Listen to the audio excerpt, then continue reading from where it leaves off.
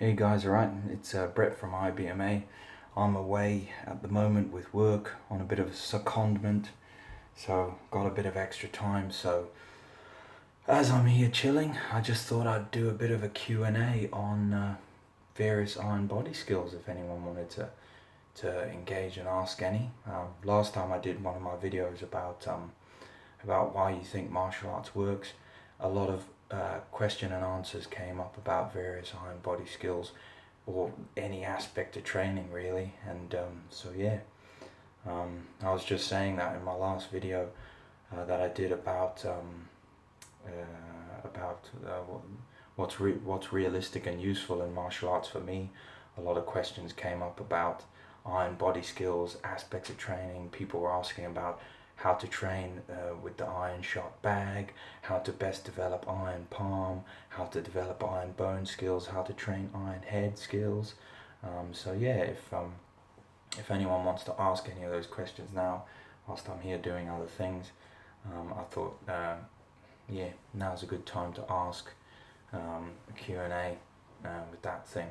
But until such time as someone asks, there are a few questions that people have asked me, so I can, that I saved up, so I can answer those. I get quite a lot of questions about how do you best train iron palm. How do you start training iron palm? I haven't done any martial arts, what can I do? And usually what I say to people is the best thing you can do is start with either a sandbag, or if you start with a bag full of mung beans or corn or rice or something like that. But mung beans actually have a medicinal property within the bean that is good for the training of iron palm. So you put the mung beans in a canvas bag if best, and then you would then strike the bag full of beans in 3 monthly increments.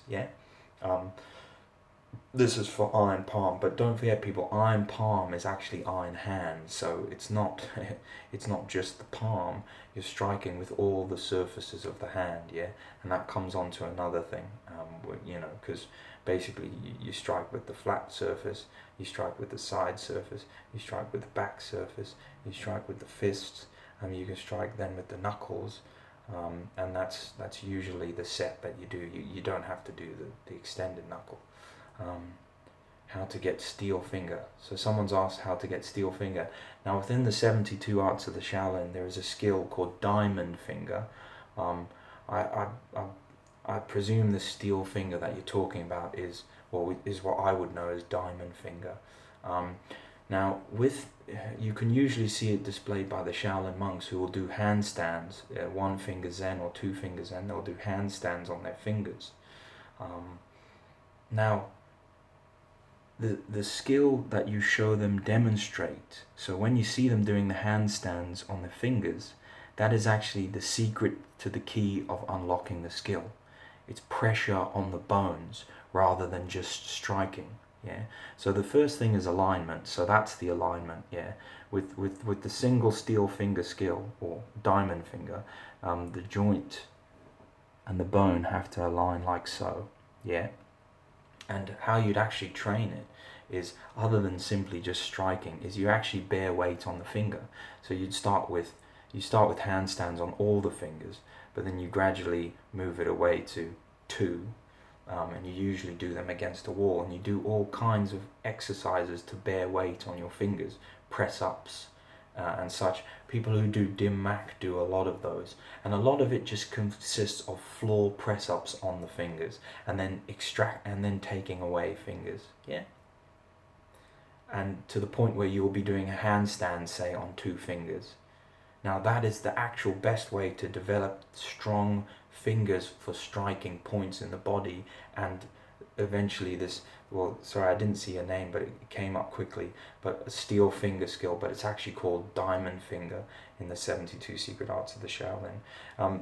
The training method in the 72 secret arts of the Shaolin is actually just striking, is all it explains, but really it's bearing weight on the finger.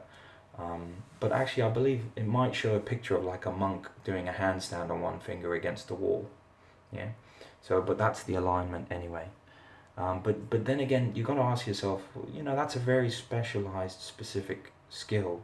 So you'd be better off training all the fingers and then going on to that skill by just load bearing, yeah. And it sounds very boring and it's not very exciting, but that's the key to that skill, is finger press ups, finger springs, stuff like that. You do two finger. Sorry, I didn't read the name. It goes too fast. So yeah, two finger push-ups is what you'll need to do, bud. Yeah. Um, but but but look, people always go too quickly to the push-ups. Don't go to the push-ups. Just do holds. Yeah, because push-ups are actually more difficult because of the way the force is going through your fingers. So start with your fingers, and this goes for eagle, claw, and any kind of grip skill. Start with your fingers and just do holds. And I get this to do the kids that I train. Get on the, or anyone, get on the floor with all your fingers and just do holds. Yeah, so don't, if press ups are too painful, if two finger press ups are too painful, just support yourself, do all your fingers, warm up, all your fingers, hold yourself, do some press ups, and then get the two, place them down, usually upside down like this rather than like that. Yeah, you're upside down like this, you place them there, hold them there, and just hold yourself there, and that will bear the load and the weight on the fingers.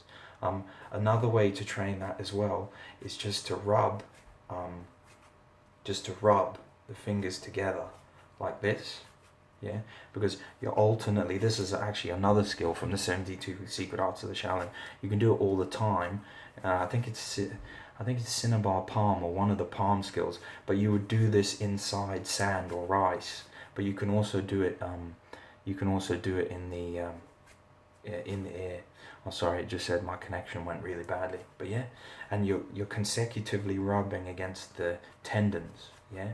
So for anyone who's just joined, someone's asked about how to develop what they called steel finger skill, but which is actually, as far as I'm aware, known as diamond finger in the Shaolin context. And we were just talking about stuff to do and how to do that, which mainly revolves around weight bearing on the fingers. So it's not as much striking as you would think. It's actually first weight bearing to develop the thickness of the bones, to develop the thing. Actually, I don't tell this to a lot of people, but there's actually a finger massage that you can do that is very helpful for this, and I do it too. But you have to do it a lot, yeah. So it sounds silly, but it's similar to, I don't know if anyone knows about the mudras, or the Kujian, the finger positionings. But the actual exercise is you just push on each finger, you squeeze. I know it sounds very silly, but it's something you have to do all the time. So you squeeze on each finger, and you squeeze like this. Yeah, and you pull and you squeeze, and you're putting pressure. And just try it yourselves. And the idea is to squeeze the bones in between the hand. So you're applying force on them, yeah? And you're applying force in areas that it doesn't usually go. And gradually, over a lot of time, and doing it every day, it helps to nourish and strengthen the joints of the fingers, just by squeezing and like this, yeah? And squeezing and like this. And this might look silly, but it's just a training method, and it's actually pretty useful. The other one you can do is, because you see, you've got to get the joints thick, you've got to get the bone excited, you know, so you squeeze it. Saptarish Samanta. Yes, now that's the next thing I was going to go on to. One of my favorite methods is, and I've made a video about it a while back, is you get a bucket, a red bucket, or something. You get a bucket, you fill it with gravel, and you don't have to strike into it, but you just put your hands into it every day or every second day, and you just push them into the gravel, and you push and you push, and you do grips like this into the gravel, and you take the stones out and you grip them and you push it, and it's very more relaxed than you would think, because in all the movies and all the films, people are standing there and they're jabbing their fingers into it. But if you're doing it in gravel, you, at first, for a long time, you can't do that. And if you want to start on gravel, you can't do that. And sand is different. Yeah, sand has a different sort of effect. So my favourite has always been a bag of gravel. Well, good morning to the person who came up there. It's actually night time here in Australia, but yeah, so gravel, little gravels, it doesn't matter if they're sort of a bit sharp or whatever, and I had one when I was living in Spain, and every second day for 6 months, I would just grip the gravel, push my hands in, pull them out, push them in, pull them out, and then as you get more used to it, you'll be striking, but not from a great distance. Yeah, you would have to train a lot to strike from a great distance into it. Yeah. So in summary, ways to strengthen the fingers. Way one, and the first one I would suggest, load bearing on the fingers. Fingertip press ups or fingertip press up holds will strengthen the fingers. Yeah, great deal.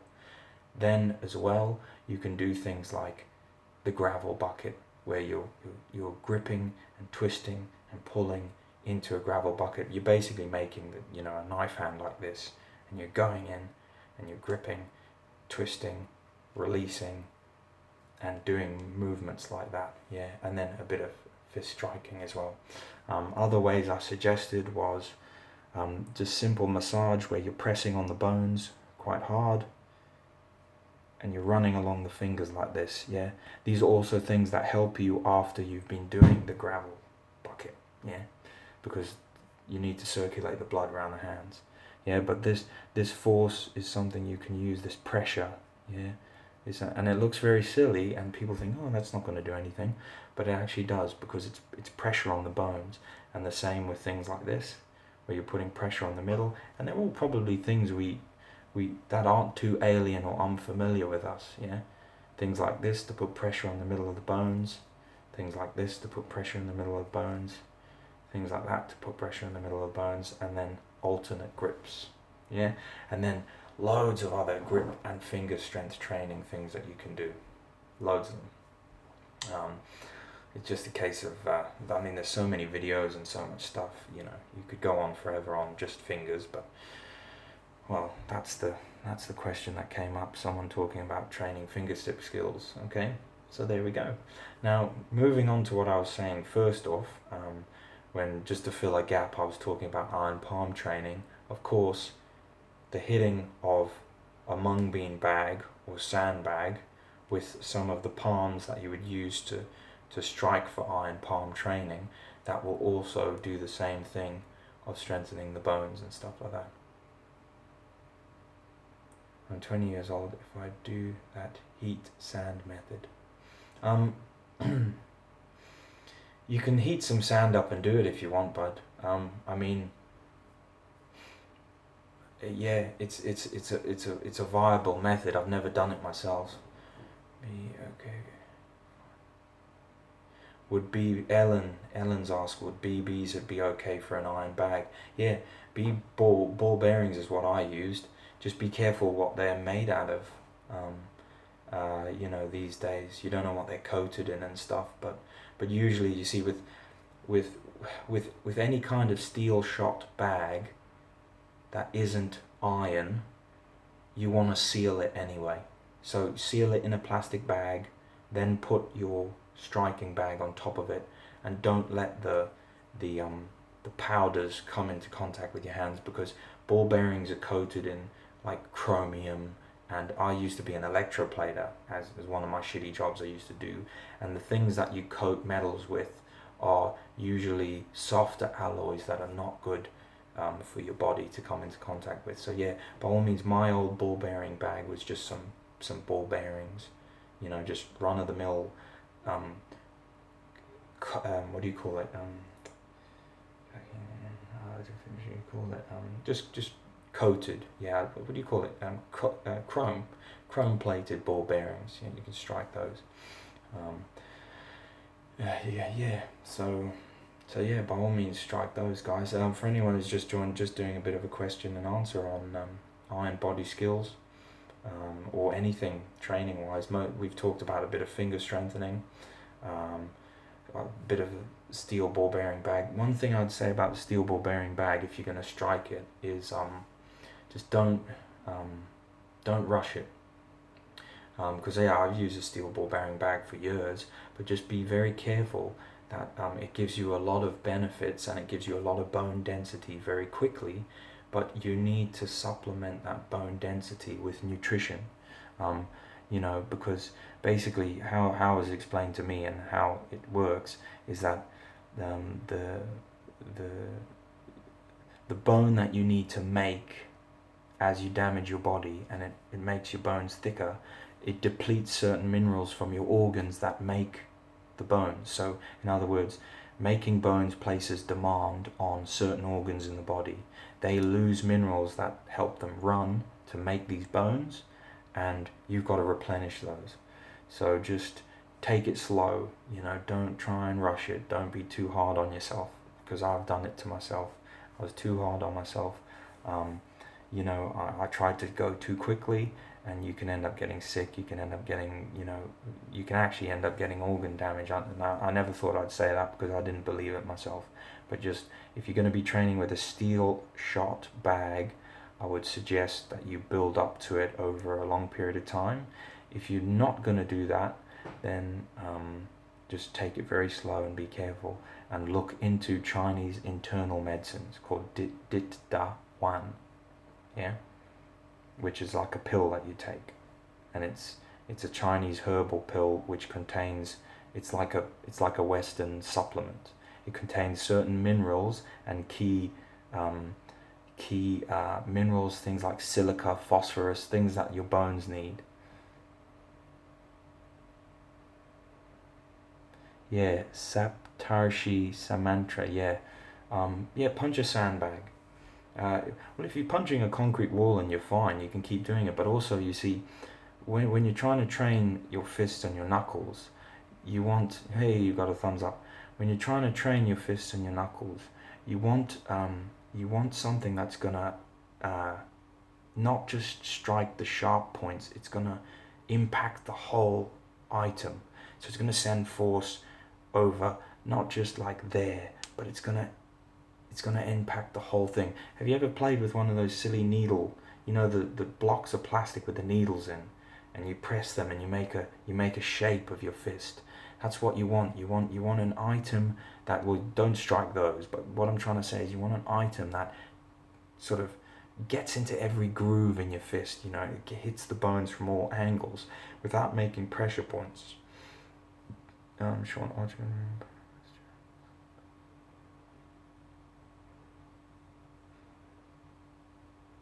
Sean, Sean says about the slapping of the water. Now, that's an interesting thing. The slapping of the water actually works because now water is a perfect example. As you accelerate into the water, it reflects a large amount of force back at you. So, in fact, slapping water as a tool for certainly the beginning stages and general toughening of the hands, it actually works. It stings. You see, usually in Kung Fu you train from the outside in. So you start with slapping because it trains the skin and the sinew and above, and then you would slap more denser objects because it penetrates into the bone. But certainly for the surfaces, for the initial periods, that the slapping of the water is a recognized training method. And although I've tried it myself, I've not used it for any length of time, but I do know that it's an actual viable training method. It works, and it works for that reason. Another reason, it's like a mental thing as well. It's slapping of the waters because there's that sting. It's just trying to teach the student that kind of penetrative force, but also teach you that you're going to hit resistance, but you have the power to penetrate through it, But yeah, there's a lot of discussion about why the slapping training works. Yeah, so I mean, obviously I don't want to make this video last too long, but as long as there's questions to be asked, I'll try and answer them as a bit of a question and answer. No, that's all right, Sean. Ironhead. All right, so Ironhead. Okay, the first thing you need to do for Ironhead is, again, just like with finger trainings, it's about pressure on the head, all right? It's not about smacking, yeah? So you need to do yoga headstands. So you just go and look up yoga headstands. Well, it's a hand-assisted headstand.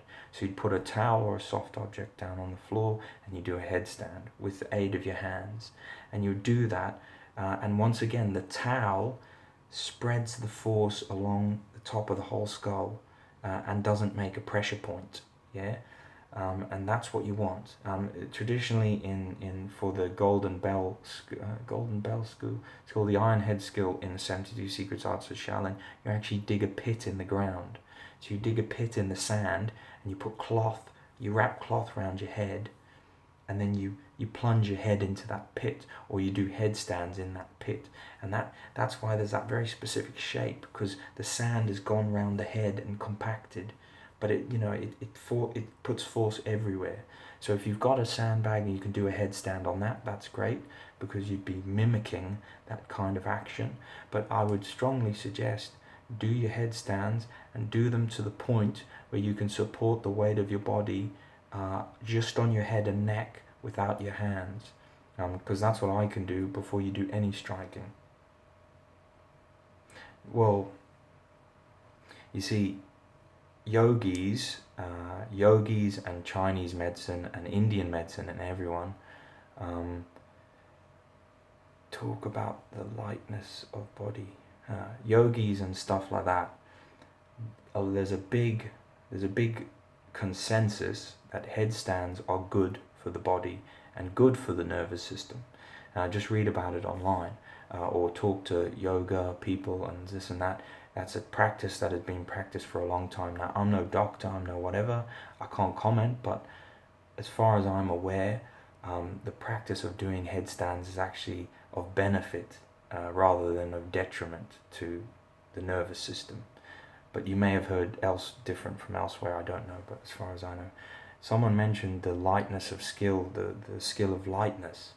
Oh yeah, well, you see, these are possibly legitimate skills. They do exist. They do have training methods, but yeah, you're getting into the realms of ones I've never particularly tried.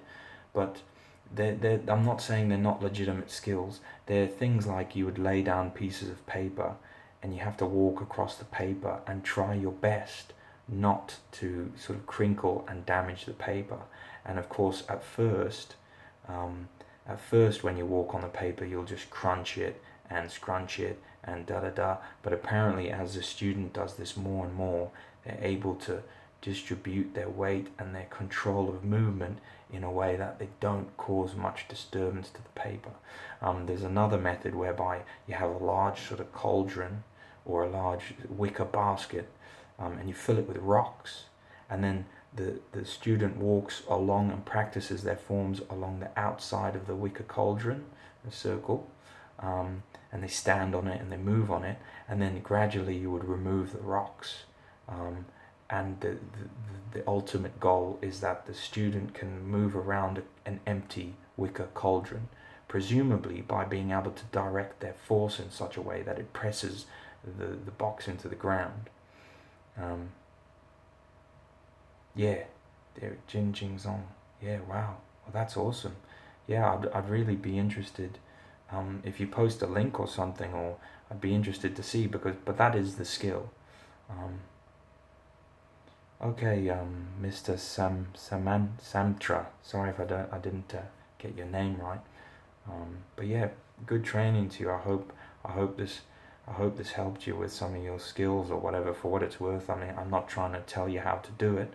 I'm not trying to be some kind of master. I'm just telling you based on, my sort of 15 odd years of training and trying to train some of these skills. So that's all. So it's just one martial artist sharing to another, really. But yeah, if you'd post a link about the lightness skill, because that interests me, and obviously I've read about it and know about it, but I've not really trained it. Oh well, of course, the first book I would recommend on Kung Fu is the 72 Secret Arts of the Shaolin by yeah, well, I can't pronounce the name of the person. It's Xing Zhong or something like that. I don't know. Can't pronounce it, but that's an awesome. That's the manual. Um, the other one I would suggest you try is Tid Sin Quen Iron Wire. That is a fantastic text. That's Hungwa Shaolin Kung Fu. Iron Wire is the breathing that makes iron body skill a reality, but through breathing and tension, and it teaches you the sounds to make, and all the sounds do is cause tension in different parts of your body, abdomen, ribs. It teaches you to contract all those things without really knowing it, but then once you train them, you realize that that's what you're doing, and you can control your, your stomach very well. Some people call it kung fu bag. Well, look, this is it. Sean, if you Kempo, if you study, Kempo is actually Shorinji Kempo, or I believe, or Kempo Karate. So what you're studying, if it's the one I think it is, Kempo is Shorinji Kempo. Shorinji means Shaolin. So in fact, Shorinji Kempo is a more modern take, a Japanese modern take, inspired by Shaolin Kung Fu. So if you study Kempo, Karate, which is Shorinji Kempo, you're basically studying a Japanese person's version or take on Shaolin Kung Fu. Yeah, well, you are, look into it. Unless your style is some offshoot or something like that, I don't know. But all I know is that the original Kempo is Shorinji Kempo, which means in Japanese Shaolin Kung Fu. but yeah, yeah, maybe you're closer to Kung Fu than you think, hey? Yeah, it's interesting. It's actually on a side tangent. Shorinji Kempo is actually relatively new. If you look into the history of it, there's a couple of documentaries about it. Yeah, it's basically it's a Japanese person who I forget the name of the master, but he was inspired by Shaolin Kung Fu, the way they train, the dedication, the high reps, the everything about it, the wide skill set. And then he founded Shorinji Kempo, and he was like, it started as a very, very small school and a club, and it just built and built and built, and of course in the beginning it was fairly basic, but now it's gotten big. Big. Oh, Ellen Monroe, Iron Arm. Yeah, well, yes, the one I'd say for Iron Arm is twin locks all day every day. So twin locks is a skill where you just get the bones of your arm, these ones and these ones. It's from the 72 Secret Arts of Shaolin, and you hit them together.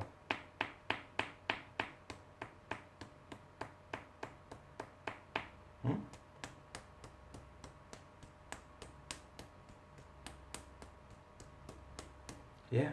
So every day you tap those bones, not the meat, the bones. You tap them, da da da da da, and that's iron bone training.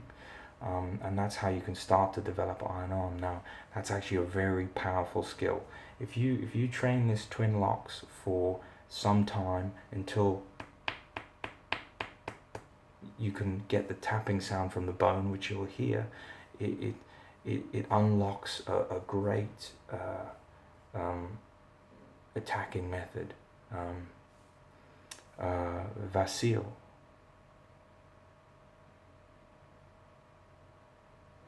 Oh, okay, so Vasil just came up and said that he's 49, but he follows the videos and tries to practice some of the things, and that they're painful, but he's making good progress. So yeah, Vasil, well, I'm glad the things are helping you. Yeah, it is a bit painful, but you can always dial it down, especially if you're a bit older. Obviously no disrespect to you, but especially if you're a bit older, you don't have to. You just have to do it at your pace. That's the beautiful thing about it, about the 72 secret arts about kung fu, about martial arts, is unless you're going to go into an imminent fight or something like that, you can just do it at your own pace. You know, do your conditioning as you see fit. You will be a stronger person. That's all that matters. That tomorrow I'm a bit stronger. There's a slogan that I say, and people might think it's cheesy, but I say, no intent, no cruelty, no hatred, just training. And I just let that go around in my head, you know, and it is self-explanatory what it means. It's, I don't have the intent to want to hurt someone. I don't think about cruelty, you know. I just only focus on training and getting better and bettering myself.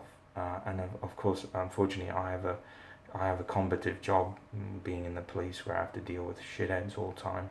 So yeah, as a byproduct, I have to sort of bust up the odd person, or get attacked myself. But yeah, if you train with that intent, yeah, Sean's put a lol. If you train with that intent, you will train wrong. And back to the iron arm. You guys, it may sound silly, but everyone, especially now, the spiritual aspect of martial arts and the in-depthness and all that, and people there's people on two sides. People either they get it or they poo-poo it. I'm sort of neither one or the other. But yeah, what I'm saying is, it is there, you know, and the mindset is just of constant endeavor, yeah? So it's not, it's not spiritual garbage. It's just constant training, self-development, and a clear mind. That's what you're after. It's a clear mind. That's the martial arts essence, philosophy. It doesn't have to be deep and thinking. It's just clear mind, training every day. Training to a level that is beyond what you thought you could get, not particularly setting a goal. Just, do your twin locks. For the person who asked about iron arm, don't do them too hard, don't bruise your bones. Just do your twin locks. Do knock the bones together for some time, and then eventually, they will densen. And then when someone attacks you, that's the monkey mindset. The monkey philosophy of martial arts is in the doing. You're there, you're doing your training, you're doing your punches, you're doing your chops, you're doing it. And then you're at peace, you're walking through the world, someone attacks you. Fuck off. Yeah? They get fucking iron bone. Sorry for swearing. Sorry, a question did come up there about how long, but if you could just post it on again, because it just flashed up and then disappeared too quickly. I couldn't read it. But yeah, that's that. And if it's usually length of time wise, you're talking like months, weeks and months. So 3 monthly stints, because you need to give the body time to build bone. You need to give the body time to repair and heal and stuff like that. So the usual, if you look at 72 Secret Arts of the Shaolin and stuff like that, blah, blah, blah, I keep going on about it, but you're talking usually 3 months.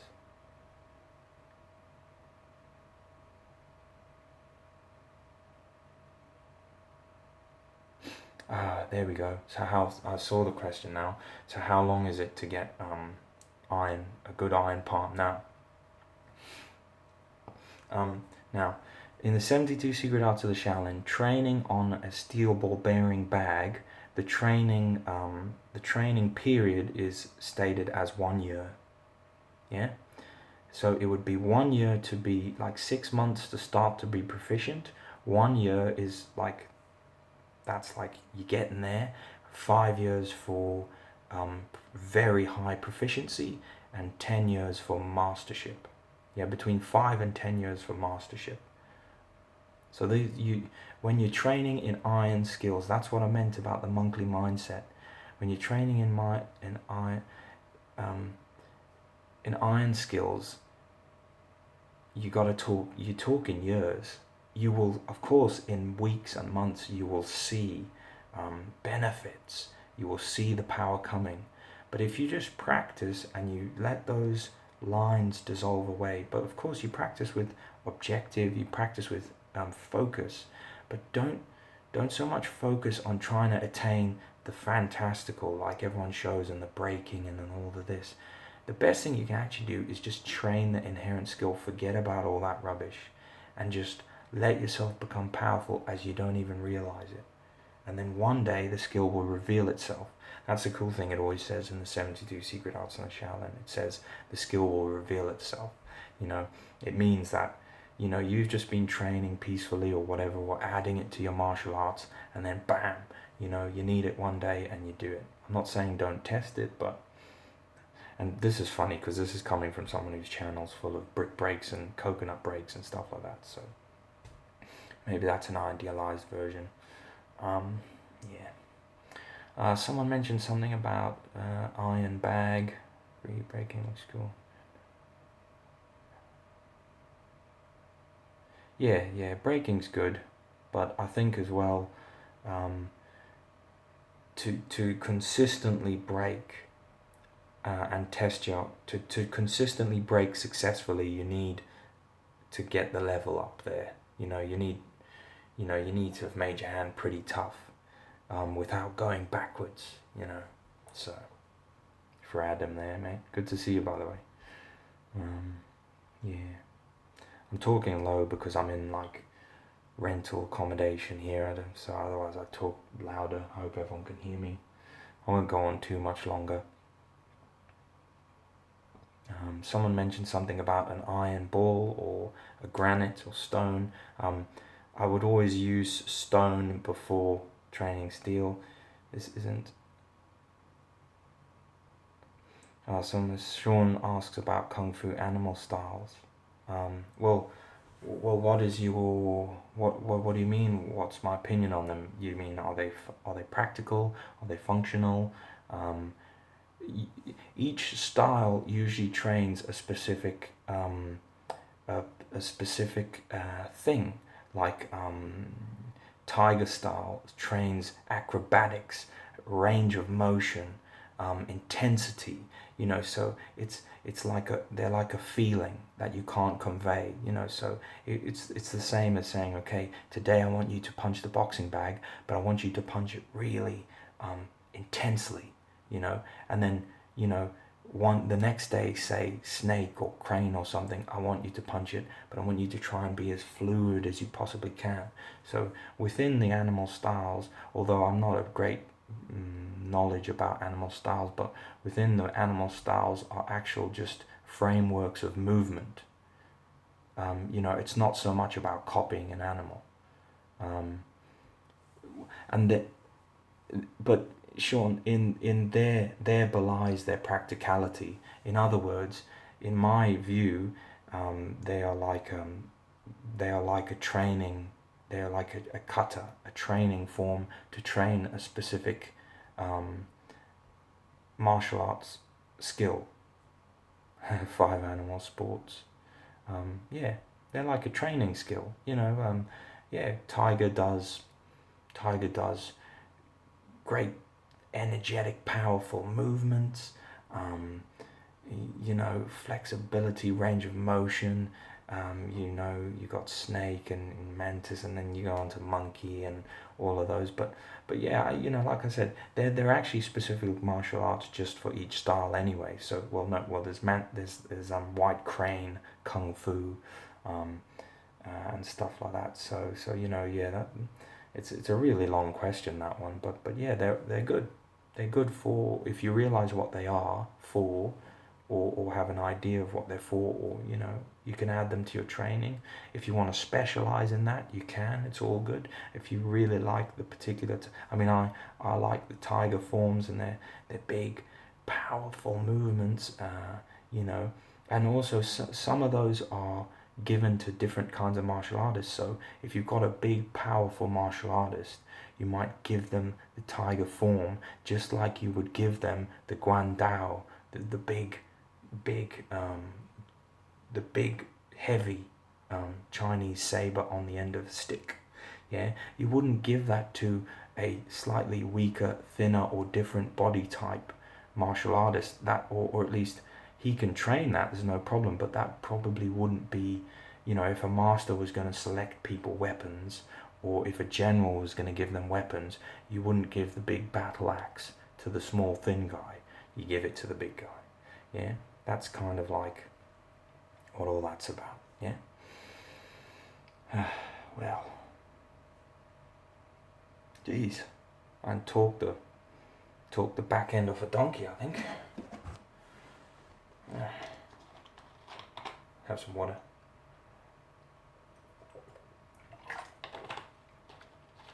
Of course, obviously you guys are asking me my opinion on these things. I'm not saying that I'm like the tome of knowledge about them, but that's what this is about, a bit of a Q&A. So yeah, if you hear other things from other sources and whatever, well, that's just as valid. You know, if someone's got a different take on it and you like what they're saying about it, then go with that. You know, I can only tell you my understanding and my sort of knowledge based on what I know about it. Yeah. But no, it's certainly interesting. Has anyone else got any other questions related to iron training? I don't know what times it is in any other places in the world, but it's getting on here, 10:44, and got work tomorrow, so might head off soon. But yeah, unless there's anything pressing. What else? Done a bit of iron arm. Those are the ones people really ask about the most: iron palm, iron arm training, iron head. And one thing I'd say about a lot of these trainings is don't underestimate the power of just weight bearing. Yeah, just simple weight bearing, holding. Where can I get the book Iron Wire? Two questions. Ellen's talking about the Tidsin Quen. You can buy it online. Go to the Shaolin Kung Fu Library online, or Shaolin Online Kung Fu Library.com, and you can get 72 Secret Arts of the Shaolin. You can get Tidsin Quen Iron Wire, which is a fantastic book. You start training through those forms. It explains it all for you. It's very good. Hungwa, or go to a Hungwa class. Fantastic book for internal breathing and stuff. In fact, the Iron Wire, if anyone's heard of Sanshin, the Sanshin kata from Okinawan karate, Tidsin Quen Iron Wire is the father of that. So the Sanshin kata contains so many movements, but the Tidsin Quen contains even more movements and sounds, whereas there's only a couple of sounds in most of the Okinawan karate, but they do everything really they need to do. But yeah, if you want if you want the source, go to Tidsin Quen Iron Wire and have a look at that. Someone asked another question, but I've now forgotten it. Oil. There we go. So Adam said that Amazon has it too. Someone said, what oil should you use after training iron palm? Well, look, there's loads of oils you can use. Ditta Joe is usually the one. Plum Dragon Herbs is good for that. But any Chinese medicine place or Chinese medicine who makes it, if you go to them and you say, look, I'm training my hands, and do you have an oil I can use? They can eventually, after you explain it to them, because last time I went to one, I was explaining it to him and he tried to give me like a freaking libido pill. You know, he was like, oh yeah, rhino horn. I was like, no, I don't want, I'm not here to freaking, get an erection. I want for kung fu training. Then he understood what I meant, or he filtered me out, and thought, I don't know what he was doing, but yeah, he then actually made me packets of herbs that you use as a soak for your hands, with different specific herbs. But if you don't have those, you can use tiger balm, you can use deep heat, you can use things like that. Well, there we go. If you don't have Ditta Joe oils in your country, you'll be surprised that you probably have the actual herbs. Yeah. So just look into what the herbs are. I'm not a great herbalist, although I have made it to Joe in the past, but the specific names of the herbs in Chinese escapes me. But look into the herbs, the common ones. Things like frankincense and myrrh are used inside them, the resins, because they promote healing of the hands. So you can probably get frankincense, you can probably get myrrh. There's another one that looks like, I think it's called dragon's blood or something like that. It looks like powdery, flamey things. Chili is used, chili powders in some of the formulas. It's stuff that brings blood to the skin. And it's very complicated actually. And some of it's esoteric, but yeah, if you can't have those oils in your country, you can definitely get things like heat rubs, muscle heat rub. That's also got ingredients in like aloe vera and stuff like that. Aloe vera is a great one if you don't have anything else. Aloe vera Vicks heat rub and stuff like that. Those do similar things, but on a very smaller scale. They allow, they heal the skin. They're antiseptic. They bring blood to the surface. They seem to heat the area. It's those sort of things you want to do before and after training. And that's just because of how much training you have to do. I was always not a liker of having to put these things on and these rubs and stuff, but it's just part and parcel of caring for your body whilst you're going to be doing hundreds and hundreds and hundreds of strikes. Yeah. So yeah, some good questions there. I hope these answers are helpful to people. Yeah, for what it's worth. Yeah. Oh, man, I'm cooking in here. I'm gonna turn my heater thingy on soon.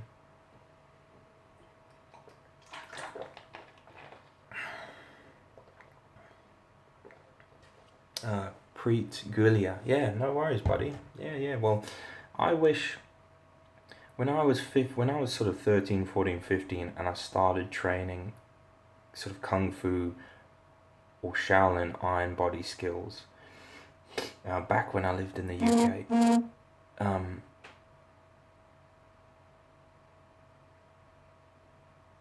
Oh, has the feed frozen up, has it? I don't know if this is frozen up, but anyway, if it's still working, when I was training, what's happening now? This phone of mine. Oh, okay, it's working now. It must have been someone else's internet. All right.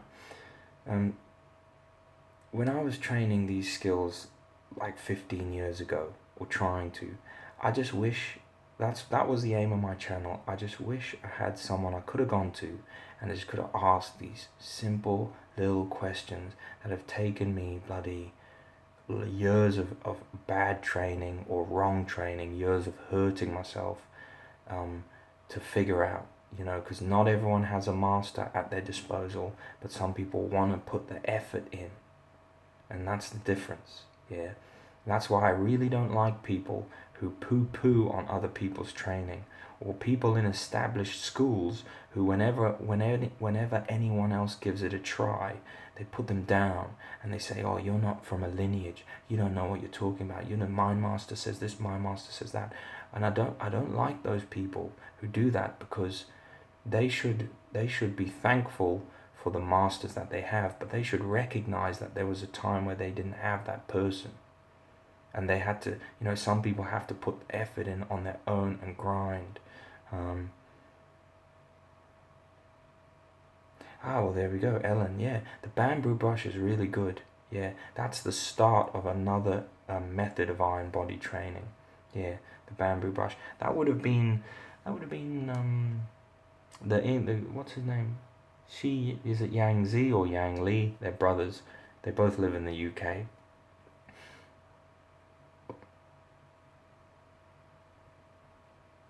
Adam, your videos are where I started now. I have 3 gallons of Joe in my cupboard.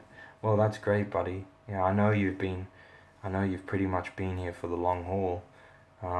Yeah, of course, we've chatted sometimes and stuff like that. So yeah, man, I'm just pleased because, yeah, that's what I was saying before is,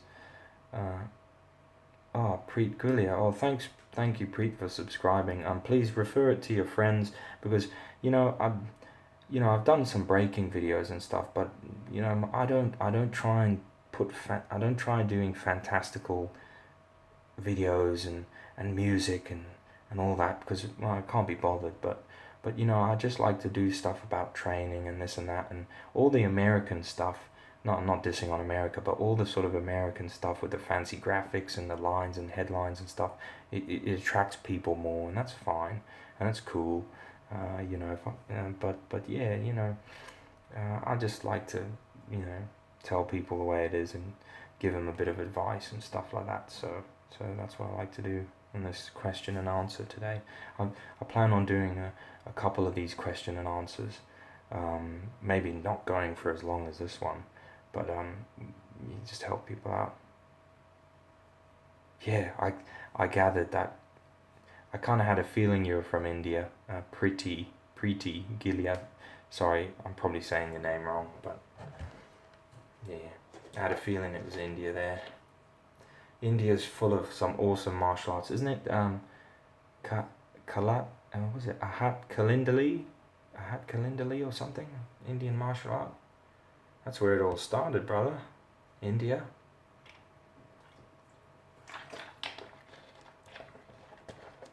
I'm a big fan of Indian yoga training and the similarities between things like the bow arrow posture, posture, Mabu and rider postures, and how they're basically the same to yoga postures. Now, there's a different philosophy in the training there, but I had a back injury. I herniated my discs from doing deadlifting some years ago, and I used to work in a factory. It took me a couple of years, but I used yoga with my martial arts to lengthen and strengthen my muscles, to develop them back to a good place where I was able to do good stuff again, and it actually changed my it changed my martial arts for the better. So I'm a big I don't know what you call it, enthusiast or whatever on spreading the word of how good yoga is for martial arts people to train. And if you go to some of my stance training videos, that's the one, yeah, Kalari Payat. That's the one. I think Ahat Kalindali is the African one, because I'm remembering it because I'm from South Africa originally, but I don't know if Ahat Kalindali is from like Tanzania or Middle Africa or Congo or something, I don't know, but it's out there somewhere. So there we go, people. Okay, so I think that's me, and I think that's all of you. Everyone's probably sick and tired of listening to my voice. How many times do you practice? Vasil has asked, how much do you practice horse stance? Yeah, I practice horse stance a lot, or at least over the years. It's a predominant posture I've spent a lot of time on. Usually how I practice it is I do left bow arrow stance, right bow arrow stance, rider, left, right, rider, left, right, rider, because left stretches and aligns, right stretches and aligns, and then you sit into rider in the middle. And when you get tired, you see, that's the secret. The secret is keeping going. Like, you might be able to do horse stance for 5 minutes and then you get up, but what you really need to do, or in my opinion, is you do horse stance. When you get tired from that, you go on to you go on to bow arrow stance, you go on to front stance or whatever you'd call it, bow arrow stance, and you hold it, and then you go back to rider, and then you go the other way, and then you go back to rider, and then you go the other way. And so you're actually, between all of that, you're practicing your horse stance for quite a long time, but you're resting, but you're not actually resting by standing up. You're resting by doing the front stance that way,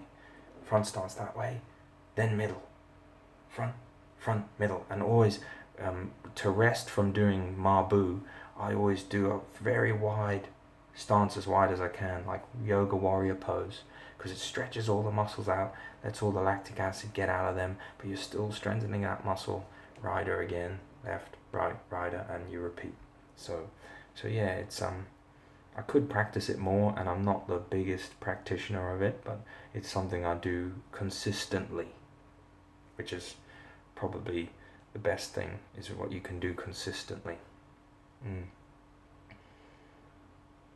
Yeah. Okay, guys, well, yeah.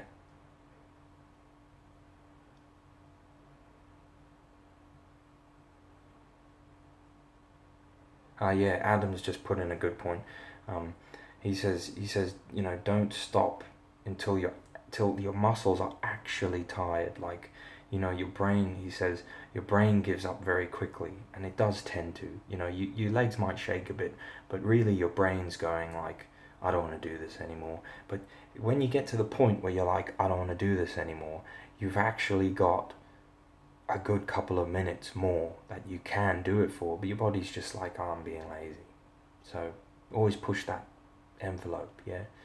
Obviously be mindful not to tear a muscle or something, but push that envelope, my good friends. Let's turn this computer off, it's running out of battery now. Shut down. Here we go. Alright guys, well, on that note guys, I think I've gassed on for too long. The people in the other room are probably getting tired of hearing my voice, so thanks for tuning in. By all means, share and subscribe or whatever, and hopefully I can do another Q&A. Oh wow, so Vasil says he practices his stance for an hour and a half every day, and that is his Qigong. Well, you probably can't get any better Qigong than that, because something Vasil will be able to say as well is that when you engage in Mabu Rider, and when you engage in like the bow arrow stances and you're training them and your alignment is correct, your breathing changes, it clears up, it turns into a different kind of breathing, and that's one of the magical things about horse stance too. You train horse stance, and the way it sets the alignment in your body, once you get into it a bit, you'll start to breathe differently. So that's why Vasil there says it's my Qigong, that's his Qigong, and he must be very powerful from training it for that length of time. So that's awesome to hear that you've got people doing that. Yeah, brilliant, bud. My hat goes off to you that I'm not wearing at the moment, but yeah, awesome stance training. Alright, okay guys, well, thanks Adam, thanks Vasil, yeah, thanks everyone, and I'm gonna bugger off now because I talked for too long. Alright, cool, thanks a lot.